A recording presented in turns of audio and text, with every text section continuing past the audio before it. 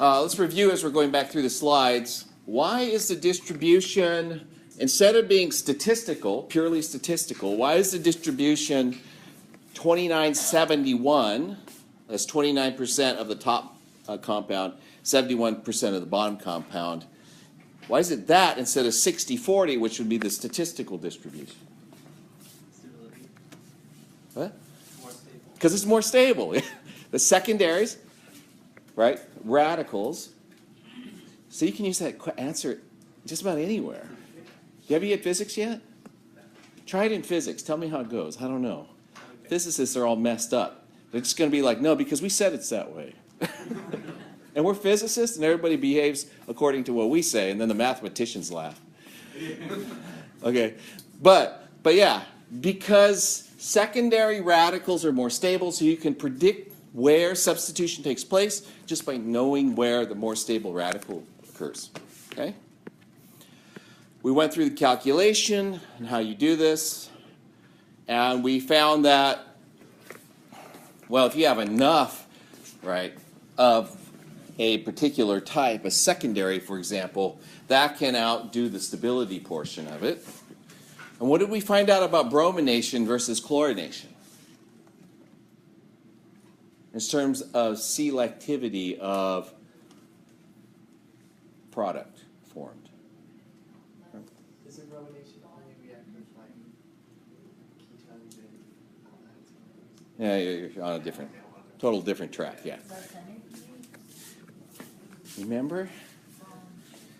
Did I talk about it at all? Did I mention it? Like, why it's that way? Maybe I didn't mention it yet. It's because, well, okay, bromination is much more selective in producing a product. So when we think the product distribution looks like this and say, oh, yeah, that makes sense, stability and statistics and all that stuff, in bromination, stability of the radical is much, much more influential in what the product becomes. And so anytime you have like a tertiary hydrogen on a tertiary carbon and you're doing bromination instead of chlorination, let's say, bromination will almost always, the tertiary will almost always be the most abundant product.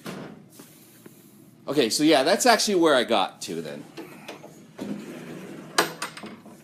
Okay, so before we go into like why that into the explanation, we need to review a little bit. And you guys maybe remember last semester I sort of harped on this thing called Hammond's postulate, and Hammond's postulate allows us to predict the selectivity, the regiospecificity or selectivity of bromination versus chlorination. Okay, so let's go ahead and just review really quick.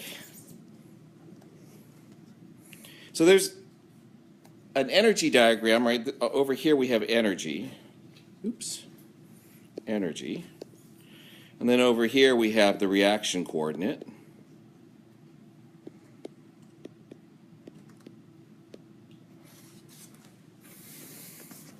And if a reaction diagram, an energy diagram looks like this, the transition state looks more like the product. Why does it look more like the product? Do you remember what he says? Just, you could read it up there. But it's structurally most similar to whatever it's closest in energy to. So the transition state, that is what's up here, is going to look more like what it's closest to in energy. And that kind of just makes sense, I think, some weird way. Whatever you're closest to in energy is what you look like. That's basically what he said. Okay. By the way, if you haven't found this website yet, Michigan State University has this great organic chemistry online textbook. It also has problems in it. So you go to a section and you can click on things and it gives you like practice problems. Okay. I've been a little complacent in giving you guys links to references, online resources and stuff. I probably should do more of that. I figure if I can find them, you guys can find them. So this is what the energy diagram looks like for a reaction of chlorine. Okay. And the first step, remember in the reaction sequence, the first step is hydrogen abstraction, second step is chlorine abstraction. First step, you make the hydrocarbon radical, and the second step, you attach the chlorine to it. Okay? So this is the formation of the hydrocarbon radical. This is its transition state. When you do the bond energy calculations for this step in the reaction, it's exothermic. So what does that mean the transition state looks like? Does it look like the reactant or the radical? Looks like the reactant because that's what it's closest in energy to. So that means where the radical forms isn't as important because there's no radical in the reactant. Okay? The radical character is in the intermediate and not in the reactant. And so where the radical form isn't as important. And so that's what it says here. Radical stability is less important because the transition state has less radical character. It has some, it's not that much. And this is a calculation of how I got it. I will let you look at the slide. Okay? I'm going to pass right by it. But we did bond energy calculations.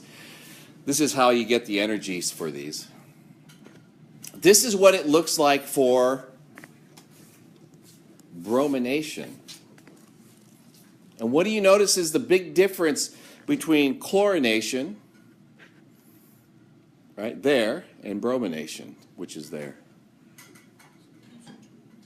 What's that? Yeah, the radical, the transition state is closer to the radical in energy. So that means the transition state has more radical character to it, which means, right, it's going to be more sensitive to where the radical forms. So radical stability is more important because the transition state has more radical character to it, which means, okay, stability of radical is important. Bromination should be more selective than chlorination. It's also slower. Okay? Because the intermediate's less stable and higher in energy, it's also going to be slower. So remember, I gave you these numbers. I'm going to skip back now just a second. I had them in other places, but remember I gave you these numbers? Tertiary radicals on a chlorination reaction are 5 times faster than a primary. So what we expect in the bromination reaction is that the tertiary radical would be formed much faster than 5 times the primary. And when you actually look at the numbers, it's down here in the corner actually. 1,600 times faster than a primary. So whereas a tertiary could be the dominant product in a chlorination, it is the product in a bromination. Right? Does that make sense? It's the formation of a tertiary radical, okay, is so much more favored in a bromination reaction that you're mostly going to end up with, if you have a tertiary carbon, tertiary alkyl halide.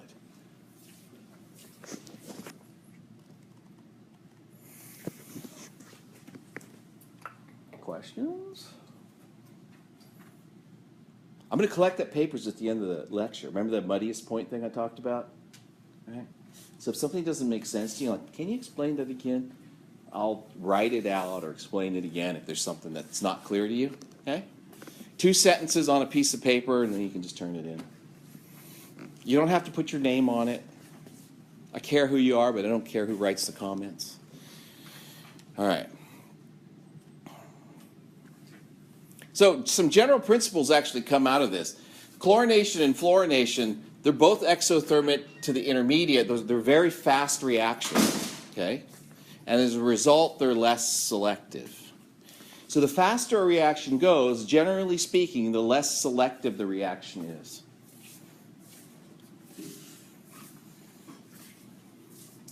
Bromination is endothermic to the intermediate. It's less reactive, generally is done at higher temperatures because it is slower, but it's less reactive, and as a result, right, relatively more selective than chlorination and bromination.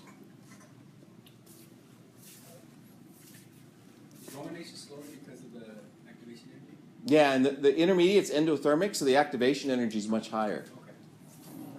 And really, my number one question right now is, what did I do with my coffee cup? Sorry.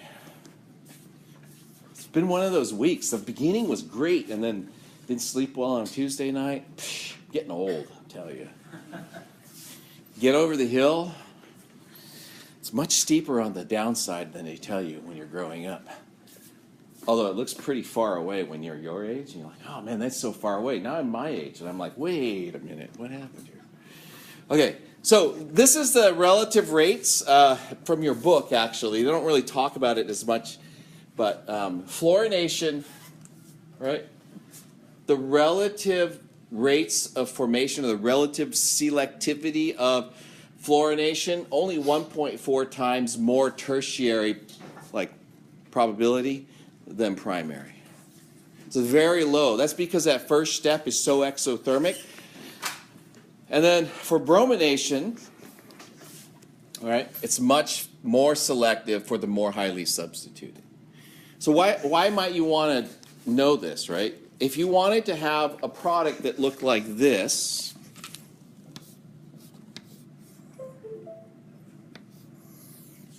is that me? Is that you?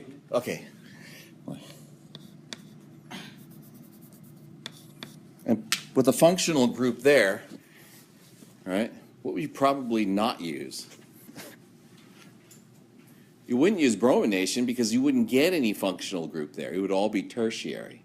So you can get functional groups distributed. If you don't care about having a big mixture of things, you can get a functional group on a primary carbon just by using like fluorination or chlorination. But if you did bromination, it would all be here. All right? So depending on whether or not you want that functional group there or not, that's what would make that determination. Most likely what you would do, though, be honest with you, you'd probably do bromination and then move the functional group around. And we'll talk about some of that. That way you have fewer products you have to deal with in the cleaning up.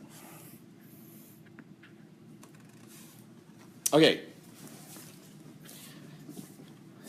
So this is it. Ready for the stereochemistry of halogenation reactions? It's racemic. Why?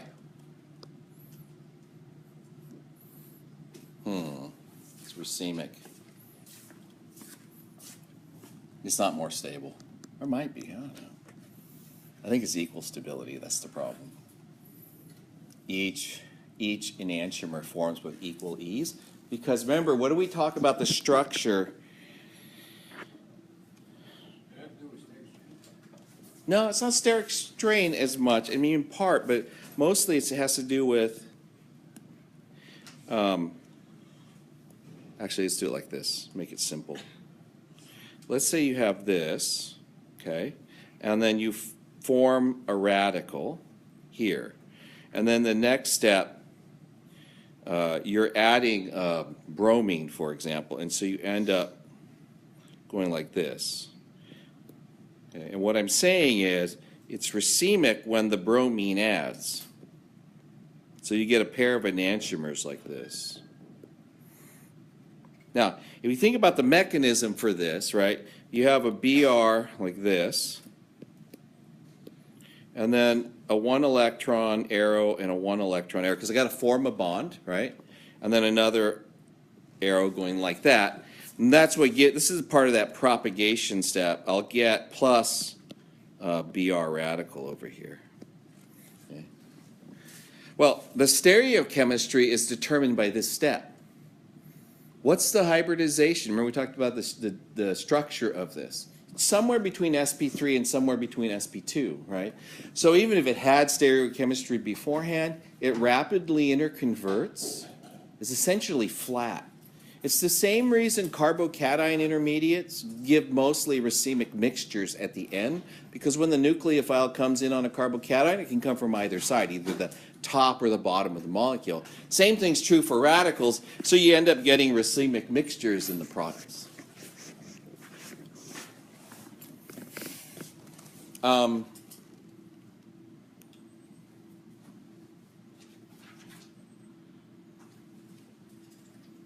This next example is not very good. I realized I wanted to change it after I did it in the last lecture. So what I'm going to do is change it and then ask you the same question over again. Let's see. What can I put on there and not cause a problem? I think that's the real problem, huh? Yeah, so let's change it so it's like this.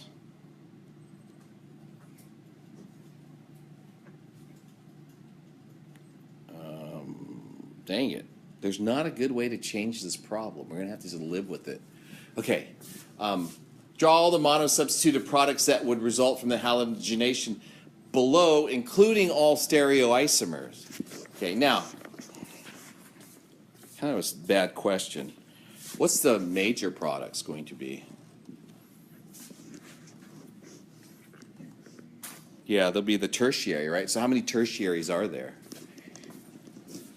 2. So each one of those will produce a product, right? So then you're going to end up with, oops, I have a white pen selected. You're going to have something that looks like this.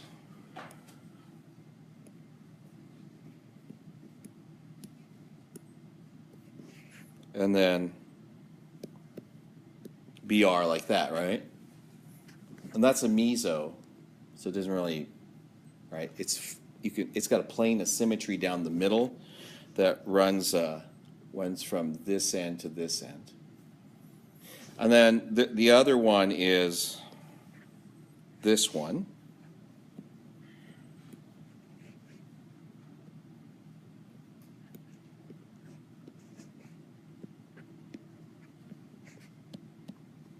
I drew that one so it looks more meso, but that one's also meso. So there is no stereochemistry to that one. But what other products are possible? Those are the majors, by the way. That's why I don't like this question. I would have chosen chlorine. So this is major. And they're just constitutional isomers of each other.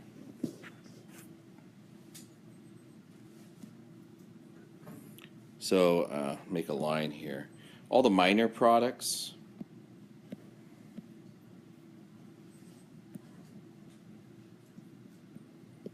have some sort of, remember that squiggly line means up or down? And then you can go around to the right. And the classification for these would be distereomers of each other as you go around. Okay.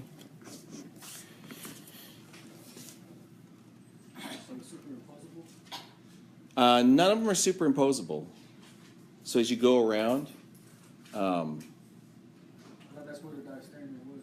diastereomer is non-superimposable. Did you say superimposable or non-superimposable?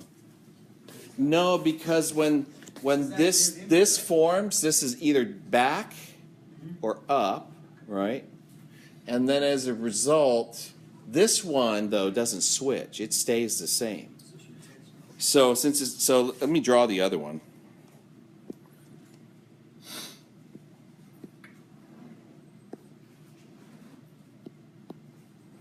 So, and let me just draw them both. Let me get my eraser thingy.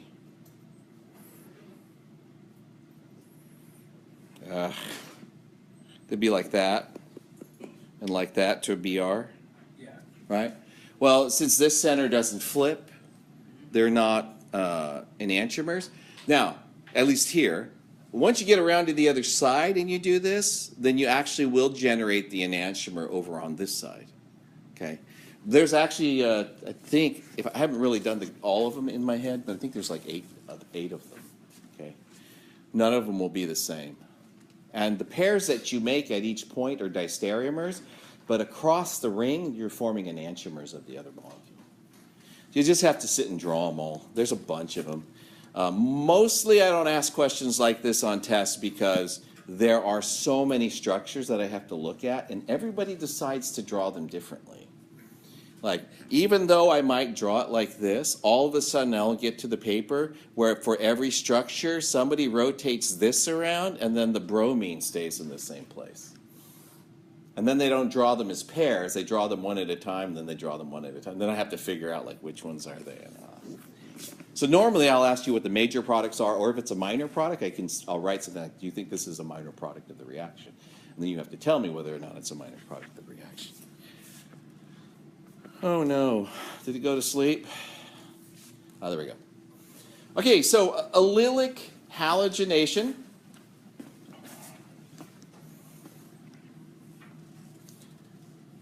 So this is going to be a substitution reaction.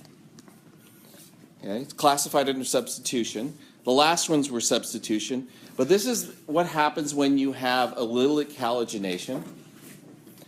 And the first thing to look at is the energy associated for forming the radical at the three different positions shown, the vinyl, the allylic, and then just another sp3 carbon, right? And you'll notice that the allylic has much lower bond dissociation energy because, why because? Resonance. When you form the radical at that point, it has resonance and it's more stable, okay? So, again, knowing where the major product, the halogen, is going to be located boils down to knowing which of the bonds is the weakest, and it turns out this is the weakest bond. And it's because of resonance once the radical forms. So you can do this reaction and get this as a product. Oh, not that.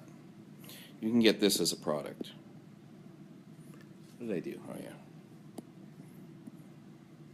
yeah. Oh. Yeah, let me draw it the same way. I almost never draw them like this.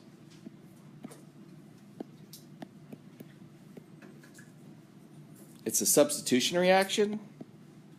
So the other part of this is HBr. What's the problem with this? If I had not told you this was a radical reaction and that's where it was, and I had like covered that up, what would you have thought the product would have been? Yeah, bromination, right? We'll call it just generally, just call it bromination or halogenation. You would have thought that this, if it was just Br2,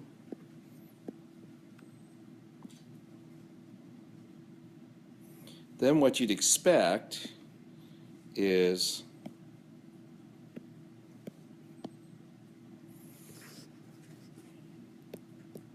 that, right?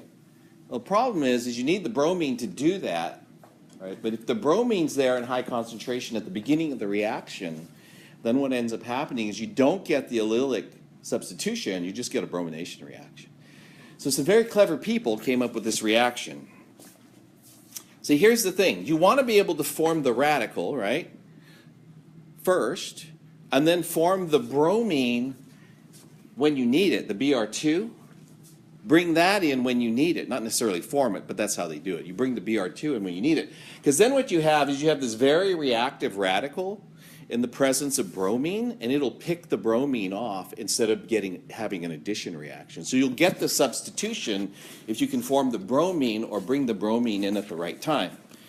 So the reagent that they use for doing this is called NBS. Just initials for this. And then somebody told me yesterday, boy, you know, your mechanism's different than what's in the book. Sorry. This is the mechanism I learned. Okay? So you should learn one of them. And you don't have to know both of them, but I like mine kind of better. I'll just leave it at that.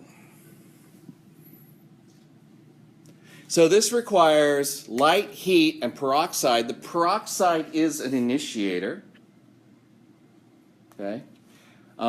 Or you can just, if you use just light, you can form the initial radical. Now that's NBS up there. Just go back a second. It's this molecule that's down here.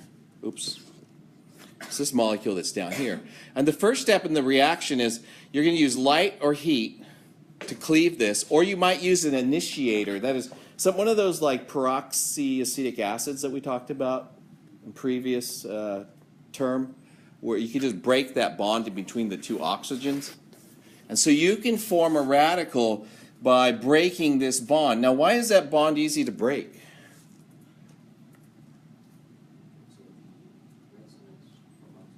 It's because it's more stable. Because once you have the radical here, it has resonance to both oxygens, right? And so that makes this bond relatively easy to break. It's the easiest one to break in the mixture anyways.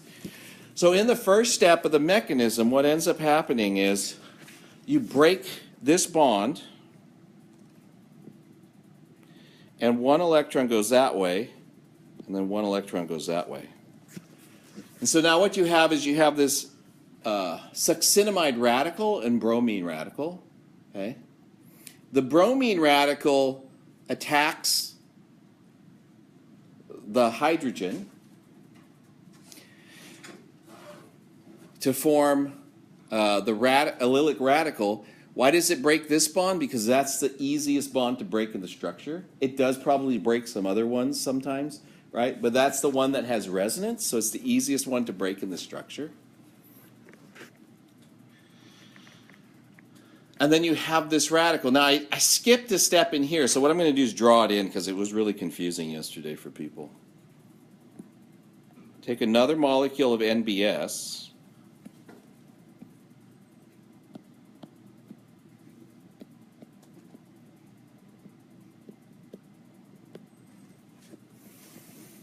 And you notice that you have HBr.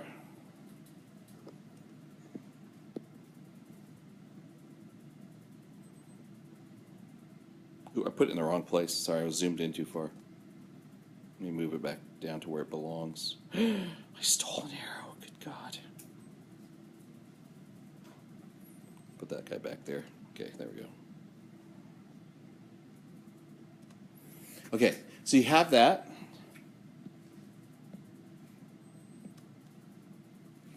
And you do that. And then what that leaves you with because HBr is a strong acid, so it protonates the oxygen. And once it protonates the oxygen, that's what you're left with. Okay? And this is a really good leaving group now once you've put this hydrogen on here because it's stabilized through that resonance that's there. So protonating, it's just like when you protonate an alcohol to make it a better leaving group. Essentially, you protonated this. Now this whole thing actually became a better leaving group. And then there's an SN2 reaction. This is the complicated part of the whole thing, right? This SN2 reaction comes in. The bromine that's left, the bromide that's left from here, that's this guy here, attacks. And then what are you left with? You have the Br2. And now it's in the solution right when this is formed. So now it's available to the reaction when it needs to be available. Okay. So that's a really clever kind of thing about the NBS reaction. Okay, so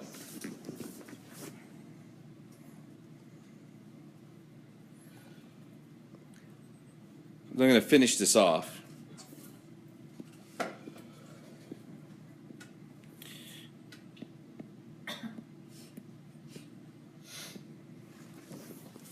That's what I have. All right, that gave me that. And this comes from up here.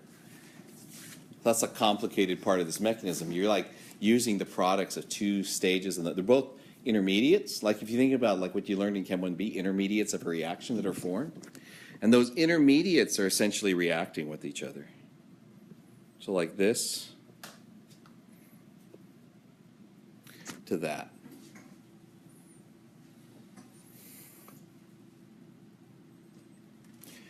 So what do you end up with all of that?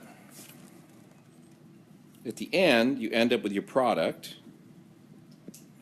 the allylic bromination, plus another Br radical. And that Br radical, I mean, crazy as it might look, that Br radical here is what you need for this step here.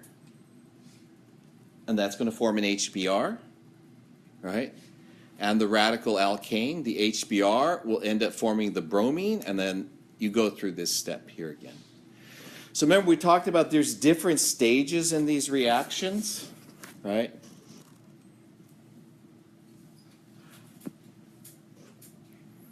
That's the initiation. This is all propagation down below.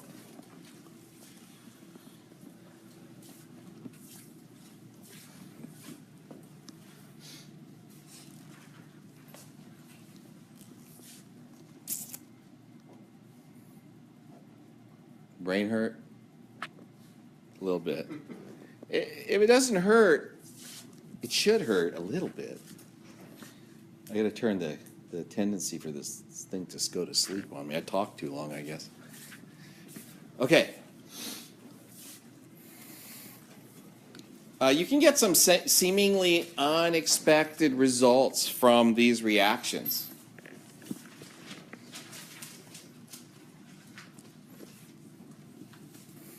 So there's two products here. And what I want you to do is explain the following products. The top one makes sense. Remember, it's when you see NBS, right, you need to know the mechanism. But when you see NBS, just think allylic product, right? So there's two possible products. In this case, they both end up being the same. You can brominate it here, or you can brominate it here, but those are flip-floppy. They're the same thing if you flip it over. But how did you get this one? It's a resonance structure. And the way you need to approach that problem is you just look to see where the double bond is. And you say, oh, when have I seen patterns where a double bond shifts from here to here? Forget about all the other stuff that's going on, right? What you're seeing in the pattern is you're seeing a resonance structure. So the top one is easy to explain. That is, in this sense anyways, without drawing the entire mechanism, you know that that's the easiest radical to form. And then you know in the NBS peroxide mechanism, I'm saying you know like you know, I'm saying like you know because it was on the last slide, but you probably don't like inherently go, oh yeah, that's what I thought first thing, okay. And I don't want to say I know because I want to include you with what I know. And I want to make this like shared information and make you successful. Like that. And so that's what gives you that product that's shown on the right, and also it gives you another radical, and that radical goes on into the propagation stages and goes through the rest of that mechanism. But you also know this, that if you form this radical, it has a resonance structure. And that resonance structure is going to look like, well, this has got to go here, right? And then you've got a bond you're going to break. One electron goes one way, one electron goes the other.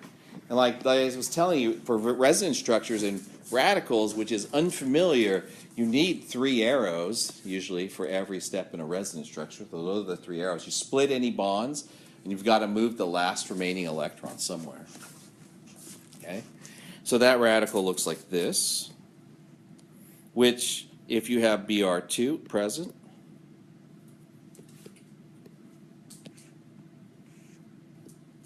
oops, went too far with that.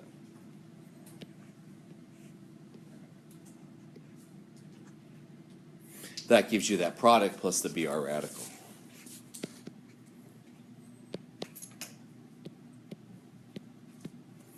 Like that. And again, the Br2 and the radical alkene both come from the mechanism of the NBS reaction.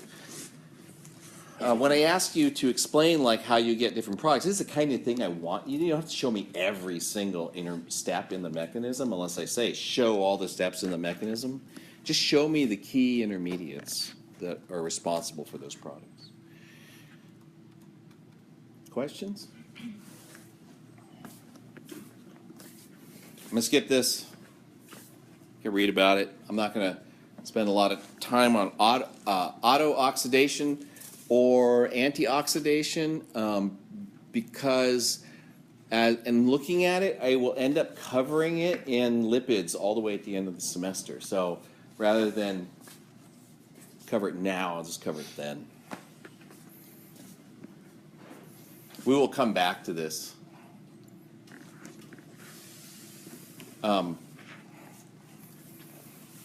Yeah.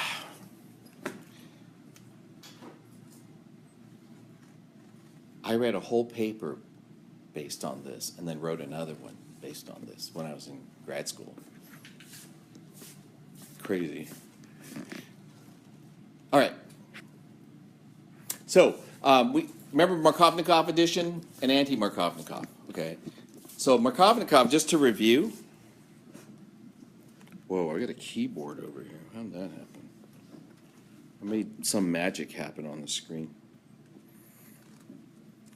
So Markovnikov addition is alkene plus alkyl halide forms. And what Markovnikov said was, right, the carbon with the most hydrogens gets the hydrogen, and the halogen goes to the other carbon of the double bond. We know that it's that way for Markovnikov. This is the Markovnikov addition. Because in the reaction mechanism, there's a carbocation that's formed. And so Markovnikov's rule is mostly about stability of carbocations, okay? And hydrogen is, and this is important, okay, the hydrogen is the electrophile. So what does that mean? It pulls the electrons from the pi bond, and when it pulls the electrons from the pi bond, right, it leaves a charge behind. That's where this comes from. That is, you've ended up adding a hydrogen here. The pi bond breaks and attaches to the HBr. The sigma bond in between breaks. And that's how that carbocation gets formed in the Markovnikov sort of standard additions reaction. And then what we learned about, oops. Yeah, the peroxide's in the wrong place. Roar. MC, metachlora, benzoperoxy, MCBA, PBA, that's what it is.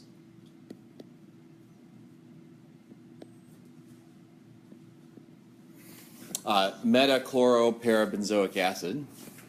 That was the other one that we talked about being used.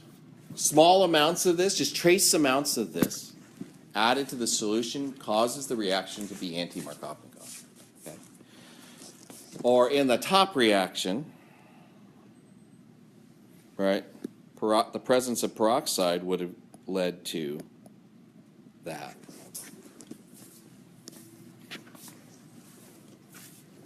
So the question is, how does that happen? Well, the answer is it's a radical reaction. So let's just sort of go into how this happens, and we're just going to go through the mechanism one step at a time. Peroxide's added. You heat it, or you use light, or you use an initiator of some sort. You form the peroxy radical. You break it, so you have this oxygen radical. This attacks the HBr, and then once the HBr has been attacked, you have this bromine radical in solution, and the bromine radical is very unstable, so it goes on to react with the alkene.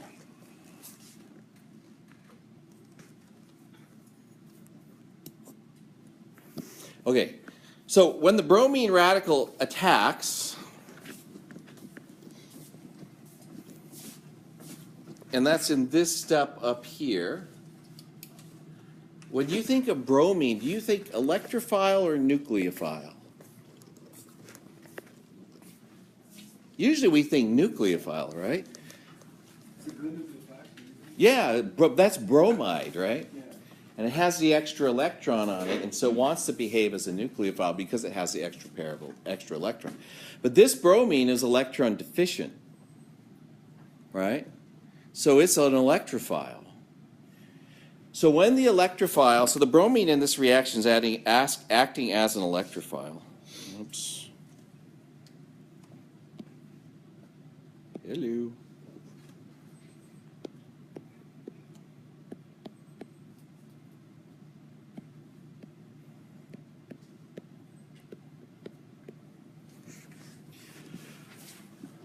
And what it forms is this radical alkyl halide.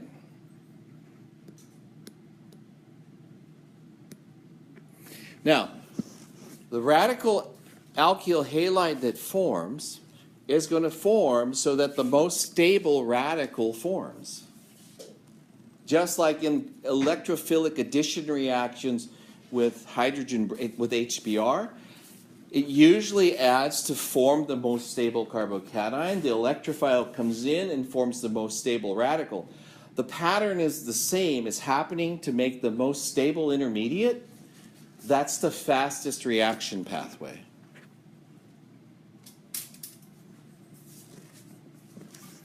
So the Br attacks and then forms the most stable radical, which this is what it eventually gives us our anti-Markovnikov addition, because it's not the hydrogen attacking first, it's the bromine attaching first.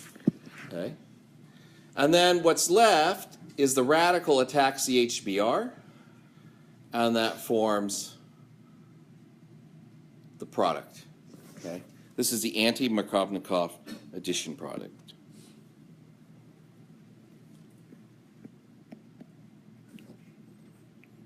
Doesn't like me.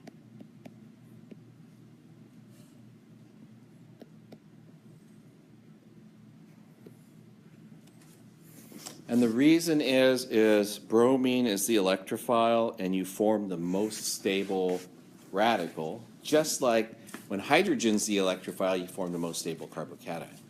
But since it gets attached first, it's in the least least substituted position. Yeah, least substituted position. That was a lot of talking. Oh. Termination steps look like this. Okay.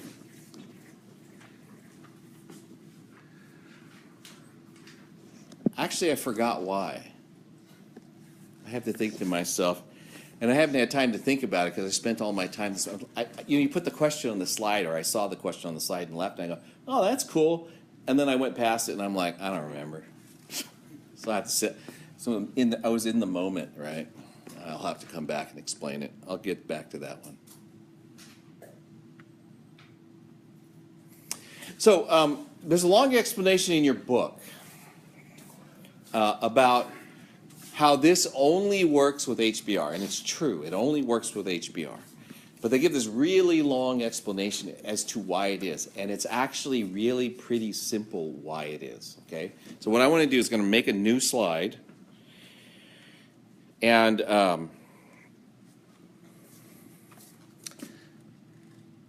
yeah, make a new slide, and make a generic mechanism with HX, okay, and then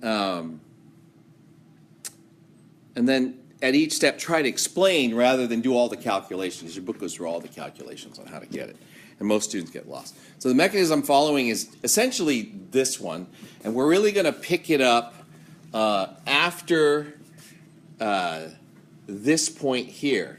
So I'm going to start after this point here. So if you're thinking about following through the slides, I'm going to start after that point there.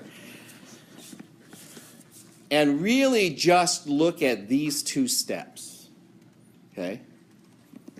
So if I'm making a generic mechanism following those two steps, it's going to look something like this. And again, back up. Those were the propagation steps for the reaction. So if you can't make the propagation steps go through, right, then the reaction will stop. So I have a halogen.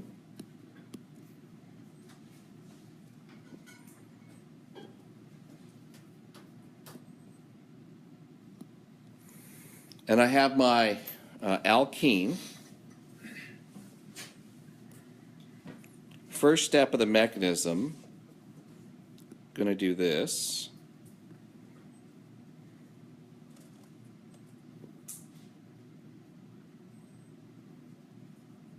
And that leads to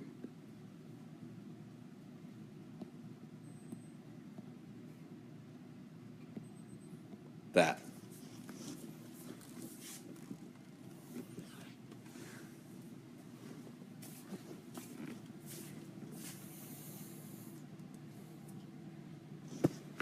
Second step,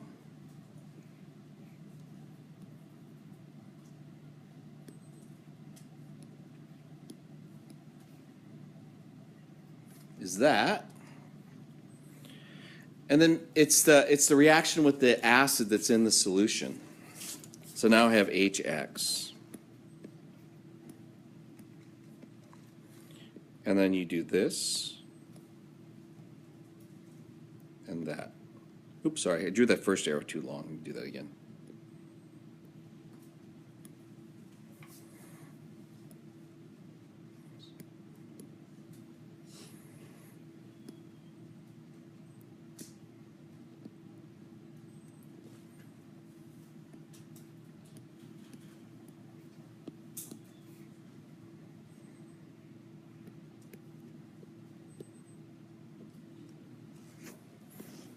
And this is the propagation. You can see it now, because this is all that you need to continue the reaction. Okay? That's all that you need to continue the reaction. Okay, so let's break this down into the two steps. So I'll just put a line in between. Both of these are propagation, though.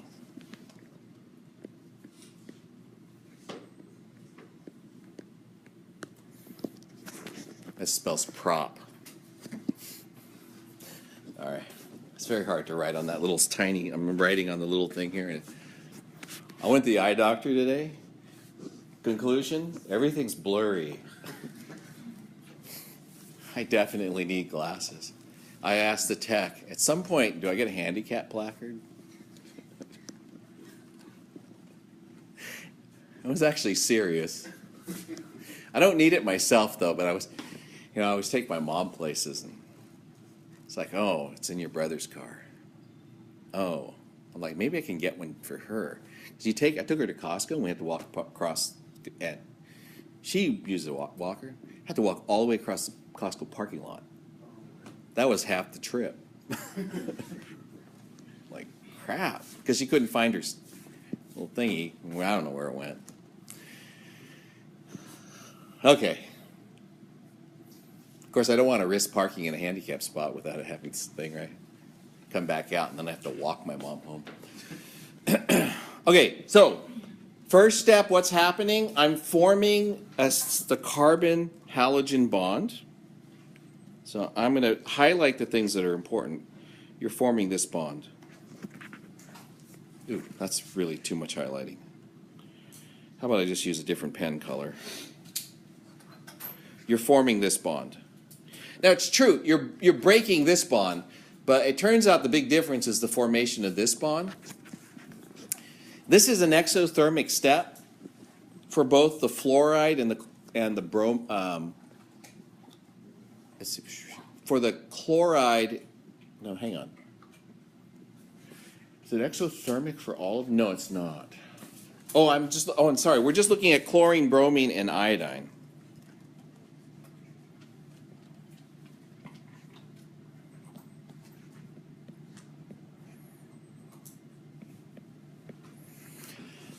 Okay, so for chlorine and bromine, this step is exothermic. And the reason, simple reason, instead of all that bond energy crap, they're smaller. They make a shorter bond, the bonds are stronger. Okay?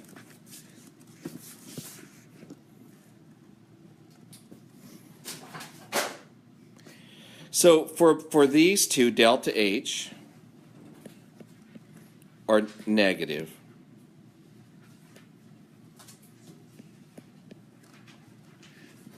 And delta H for the formation of the iodine bond is positive because it takes more energy to break the pi bond than you get back in forming the sigma bond. So this turns out to be positive. Okay. Now, if you do the calculations, the next important thing to recognize is you have to break this bond. So if you have this radical, you can do this calculation. If you have that radical, you can calculate the difference in the formation of this bond versus the breaking of this bond. And if you compare chlorine, bromine, and iodine,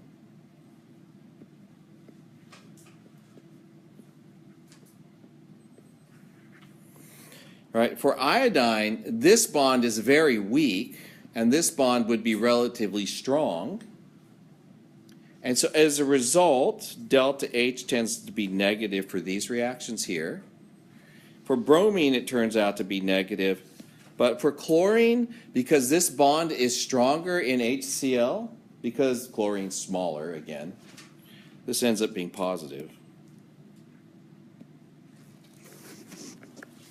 Now, roughly speaking, in these reactions, delta S is 0, so spontaneity can be determined just by delta H.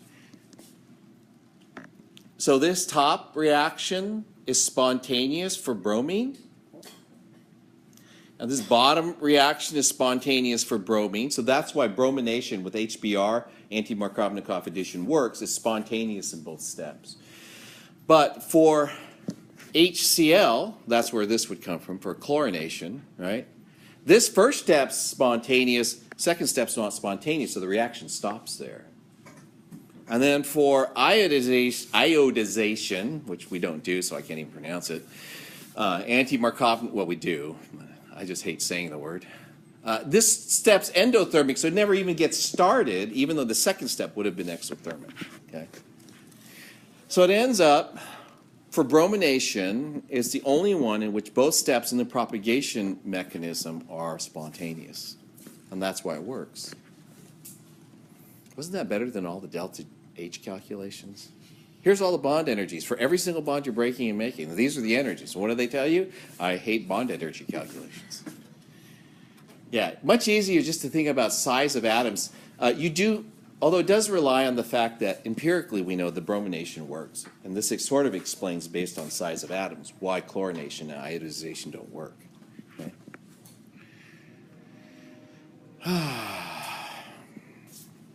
Okay.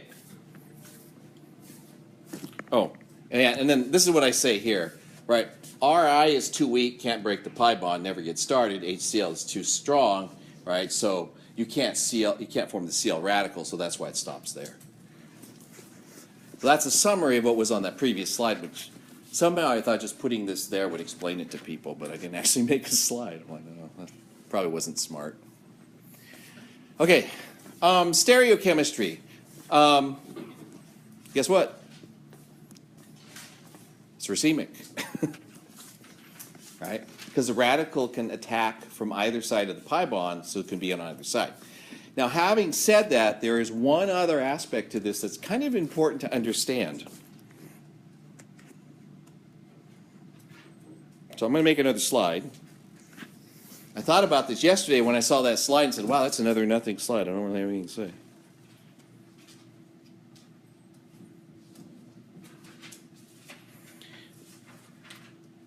Ooh, red.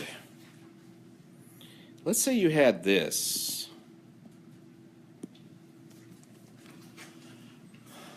And you're doing the NBS reaction.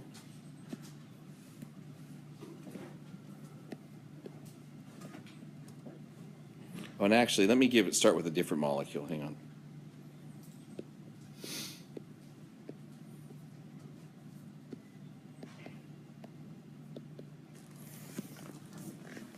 Now, NBS is the allyl addition, or the substitution at the allylic position. Okay? So that means on those primaries, I'm going to have a substitution reaction.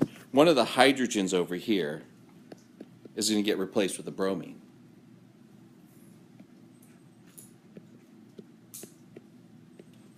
That's the major product. So stereochemistry can change.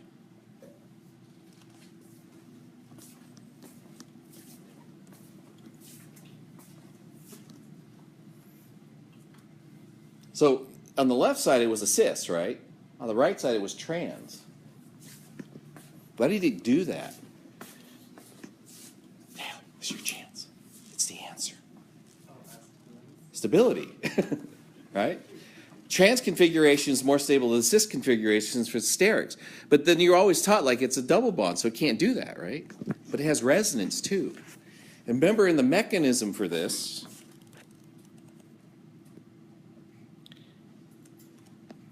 you're going to form a radical that looks like that, and it's going to have resonance that can do this.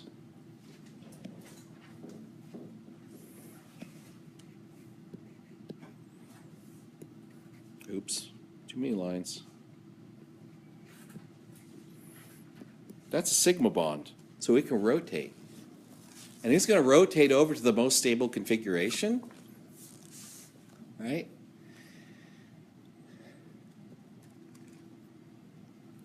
And so when it does that, to keep those guys far away, and then it resonates back,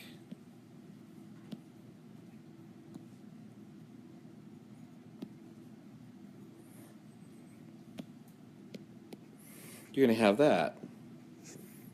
That's the more stable double bond. So I think it's temperature dependent on what the conditions are, but under just generically speaking, I should say, when the bromine is available then in the NBS mechanism, you're going to form the substitution product, but the configuration of double bond will be rotated over. So, generically we say, oh yeah, they're all racemic, but you do have to be careful when you have resonance and pi bonds that cis and trans configurations can change. And I only remember it because I kind of got burned on a question one time, right? You remember those things that you fail at more than the things that you succeed at, where there were resonance structures involved and there was a bunch of pi bonds, and I thought, oh yeah, it looks like there's 2 structures. It ended up being like 8. And I'm like, ah, crap, I fail.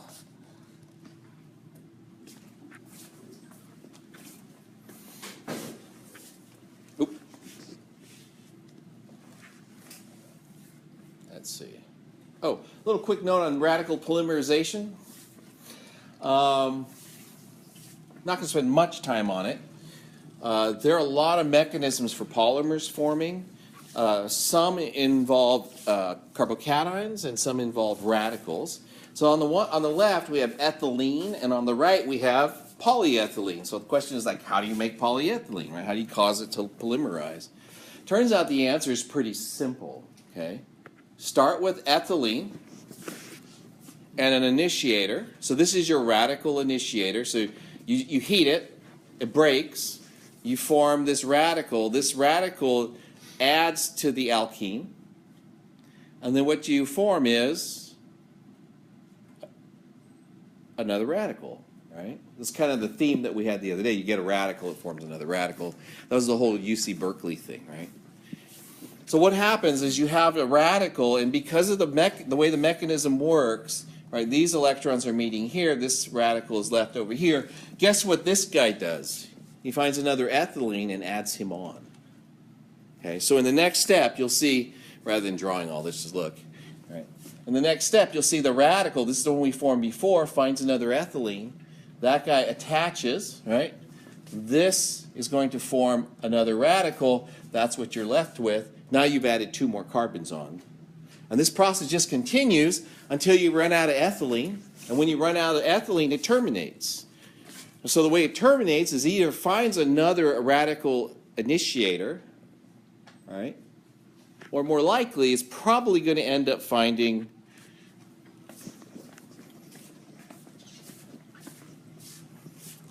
another radical alkane and add to that. Okay. So that's how polyethylene gets formed. You just initiate it, it just starts, long linear polymer. What do those squiggly lines mean? Squiggly lines? Oh, that just means I'm done drawing. It goes on forever. Pretty much that's what that means. So you can have also, besides polymers like this, you can have copolymers, where you actually have two different. So ethylene is the monomer, right? Polyethylene is the polymer. You can have what's called copolymers, which have two different monomers mixed together. They give them different properties. So some of the monomers will cross-link with each other. There's all kinds of stuff. And it just depends on the properties you want the polymer to have. We're not going to spend any time really talking about that. So, yeah, so normally when you do this, you can kind of tell, like based on the mechanism, like when does it stop? Well, it kind of just stops when it stops. All right, so you get a lot of different lengths of polymer within the reaction mixture.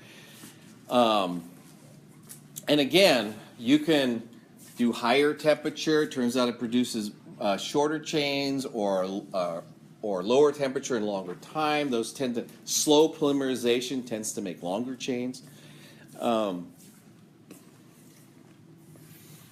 And then when you go out, it turns out like if you go to buy, you can buy polymers, like polymer in a bottle, right? It's not really polymer in a bottle, but you could buy polymers.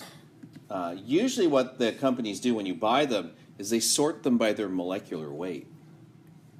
So you can separate polymers through chromatography, basically, and separate them by molecular weight, and then they sell those different constituent molecular weight polymers. I think we buy poly, what did we buy? Polystyrene? The molecular weight's like 196,000 average molecular weight.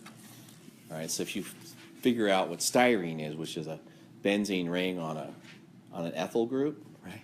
That's a lot of benzene rings and ethyl groups strung together in the average molecular weight. Let's see. Skip that. Just a little so to help you recognize, if this is what your monomer looks like, your polymer will look like this with a chlorine attached to every other carbon, right? If this is what your monomer looks like, then you'll have fluorines, 2 fluorines at every carbon, just based on you connect it from end to end to end of the double bond. That's Teflon, by the way, at the bottom.